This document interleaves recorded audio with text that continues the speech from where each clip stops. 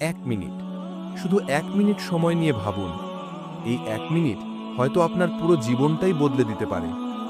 প্রিয় বন্ধুরা, কখনো কি ভেবে দেখেছেন আমাদের প্রতিদিনের 24 ঘন্টা কোথায় চলে যায়? আমরা ঘুমাই, কাজ করি, খাই, হাঁটছি, ফোন ঘাঁটছি, স্ক্রল করছি, কিন্তু আখিরাতের জন্য ঠিক কতটা সময় রাখছি? সত্যি করে বলুন, আপনি যখন অফিসে দেরি করেন, আপনার আচরণটা কেমন হয়? একটুও দেরি চলবে না এমন মানসিকতা নিয়ে আপনি দৌড় দেন। সকালের নাস্তা বাদ দিয়ে ছুটে যান, কারণ আপনি জানেন চাকরি চলে যেতে পারে। কিন্তু যেই মালিক সময় দিচ্ছেন, দিন, রাত, জীবন, তিনি যদি জিজ্ঞেস করেন এই সময় কোথায় গেল, তখন আপনার উত্তর কি হবে?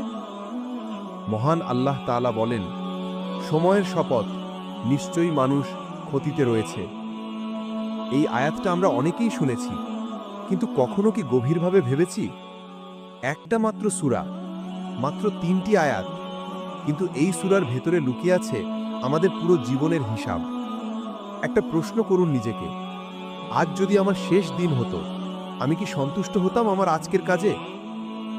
আপনি যদি শুধু একটা দিন পাল্টে ফেলেন, মাত্র একটি দিন, জেগে ওঠার পর নামাজ, ভালো কাজ, মিথ্যা পরিহার, ধৈর্য, তাহলে আপনি ধীরে ধীরে পুরো জীবনটাই বদলে ফেলবেন ইনশাআল্লাহ।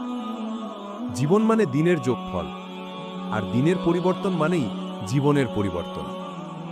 মনে করুন, আপনার বস আপনাকে 4টি কাজ দিয়েছেন। আপনি বললেন, আমি শুধু 2টা করব, কারণ আমি ওগুলো পারি। তাহলে কি হবে? আপনি জানেন বস সেটা মেনে নেবেন না। তেমনি মহান আল্লাহ আমাদের কাছে 4টিই চাইছেন। ঈমান আনুন, ভালো কাজ করুন, সত্য বলুন, ধৈর্য ধরুন। আপনি যদি শুধু একটা কাজও বাদ দেন, ক্ষতির পথেই আছেন।